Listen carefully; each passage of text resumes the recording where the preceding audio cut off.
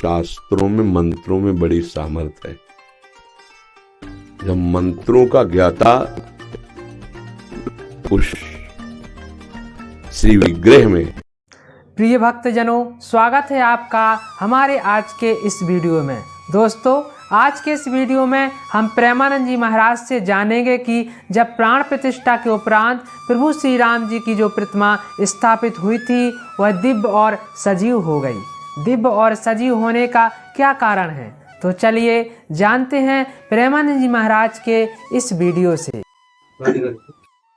जय श्री कृष्णा। महाराज, प्राण प्रतिष्ठा के उपरांत श्री राम जी की जो प्रतिमा स्थापित हुई थी वो दिव्य और सजीव हो गई। ये सजीवता का कारण क्या है? देखो, एक तो हमारे शास्त्रों में मंत्रों में बड़ी सामर्थ्य है। जब मंत्रों का ज्ञाता उस श्री विग्रह में भगवान का आवाहन वेद मंत्रों से, वेद किसी के द्वारा रचित नहीं है, ये अपौरुषेय है, स्वयं भगवान वेद के रूप में प्रकाशित है। तो जो मंत्र वेत्ता, त्रिकाल संध्या करने वाला, ब्रह्मणत्व से युक्त जब ब्रह्म ऋषि आवाहन करता है मंत्र से, तो भगवान जो सर्वत्र विराजमान है वो वहां प्रकाशित हो जाते हैं। हृदय में भगवान सबके विराजमान है ना, तो पर प्रकाशित तो नहीं है ना। और जहां मंत्र जपे आप, हृदय में भगवान प्रकट हो जाते हैं। मंत्र का प्रभाव। अब वो विग्रह तो पाषाण का प्रकट में दिखाई दे रहा है, अष्ट धातु का प्रकट में दिखाई दे रहा है, या चित्रपट दिखाई दे रहा है। जहां भावपूर्वक मंत्रों का उच्चारण किया गया तो भगवान वहीं प्रकट हो गए। मंत्रों में बड़ी सामर्थ्य है। जब जन्मेजय जी को ये पता चला कि हमारे पिता को मारने वाला ये तक्षक सर्प अभी भी जीवित है और पिता हमारे पधार गए, तो धिक्कार हमारे जीवन को, अगर वो जीवित रह जाए मैं सर्पेष्टि यज्ञ करूंगा और उसका आवाहन करके यज्ञ में भस्म करूंगा।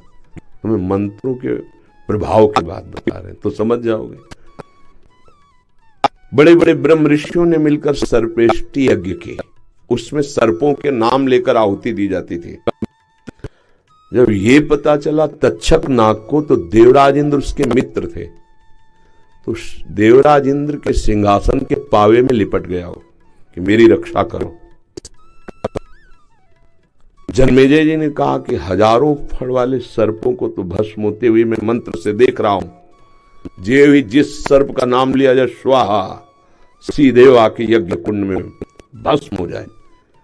हजारों सर्प, लाखों सर्प, बड़े बड़े विशाल, ये तक्षक क्यों नहीं आया? तो उनका महाराज, तक्षक इसलिए नहीं आ सकता कि देवराज इंद्र के सिंहासन के पावे में लिपटा है। बोले ऐसा मंत्र नहीं कि सिंहासन सहित स्वाहा हो जाए। बोले आप आदेश करो, देवराज इंद्र सहित सिंहासन सहित तक्षक अभी, तो उनका हमारा आदेश है, यजमान का आदेश। मंत्रवेत्ता ब्रह्म ऋषियों ने जे ही मंत्र पढ़ करके, तो देवराज इंद्र तो कूद गए सिंहासन से, पर सिंहासन में लिपटा हुआ तक्षक ऐसे मड़रा रहा था। आस्तिक नाम के जो एक ब्रह्म ऋषि हुए, भांजे थे वासुकी नाग के, उन्होंने देखा कि तक्षक चित्कार मार रहा है, तो भांजे थे सर्पों के, वो तत्काल उन्होंने कहा तिष्ठ तिष्ठ, वही रोक दिया। और जन्मेजय जी से कहा कि मैं भिक्षा मांगने आया हूं यज्ञ में, और मांगने वाले को यज्ञ में ना नहीं कहा जाता, ये आहुति मुझे प्रदान कर दो। वैसे यज्ञ बंद हुई। देवराज इंद्र सहित स्वाहा, अगर वो रोक ल देते, ल कूद ले जाते उसी में। द्रोणाचार्य जी ने मित्रता की द्रुपद से, तुम्हें मंत्रों की बात, द्रुपद से, द्रुपद जी ने कहा कि जब मैं राजा बनूंगा और कभी आपको आवश्यकता हो तो आप आ जाना, क्योंकि आप ब्राह्मण हैं, ब्रह्म ऋषि हैं, और मैं राजकुमार हूं। दोनों गुरुकुल में पढ़ते थे। बिल्कुल सारांश में बता रहे। द्रुपद राजा बने पांचाल देश के, अब महाराज को जब अश्वस्थामा प्रकट हुए द्रोणाचार्य के, तो आवश्यकता बढ़ी। तो उनको याद आया मेरा मित्र राजा द्रुपद। तो वहां गए द्रोणाचार्य जी और कहा मित्र पहचाने? तो उनका भिक्षुक होकर मेरे को मित्र बोलता है। तो उनका मैं द्रोणाचार्य हूं। बोले हाँ तो क्या हुआ, है तो भिक्षुक ही, तुम मुझे मित्र कैसे कह सकता है?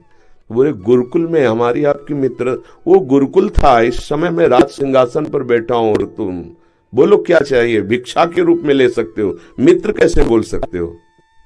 तो उनका नहीं, फिर नहीं, अब मैं तुम्हें दिखाऊंगा कि मैं कैसा भिक्षुक हूं। जब पांडवों और कौरवों को धनुर्विद्या की शिक्षा दी, पारंगत हो गए, तो कहा गुरुदक्षिणा, द्रुपद को परास्त करके बंदी बना के हमारे चरणों में डालो। कौरवों की तो सामर्थ्य नहीं रही, वो परास्त हो गए द्रुपद से।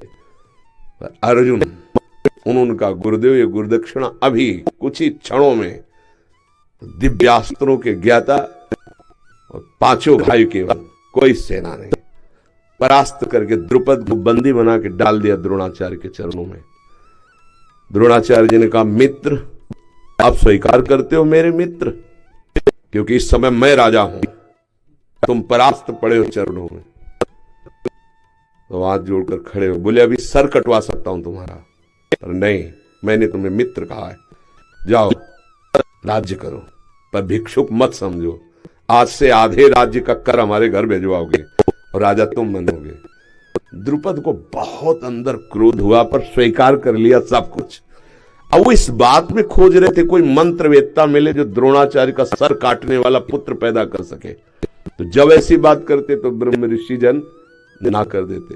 दो ऐसे ब्राह्मणत्व से युक्त मिले जिन्होंने तो यज्ञशाला से द्रोणाचार्य जी के वध का संकल्प करके हवन करने से दृष्टद्युम्न पैदा हुआ, द्रौपदी जी पैदा हुई। सुना है आपने? मंत्रों में इतने सामर्थ्य है। फिर भगवान, वेद तो स्वयं भगवान का स्वरूप है, और उन मंत्रों का जो उच्चारण करके आवाहन किया जाता है तो निश्चित भगवान उस विग्रह में प्रकाशित हो जाते हैं। दोस्तों, आपको यह वीडियो कैसा लगा कमेंट बॉक्स में ज़रूर बताएं। अगर वीडियो पसंद आया हो तो कृपया हमारे वीडियो को लाइक एवं चैनल को सब्सक्राइब जरूर कर लें। चलते हैं अगले वीडियो में फिर मिलेंगे। जब तक के लिए जय श्री सीताराम, जय श्री राधे श्याम।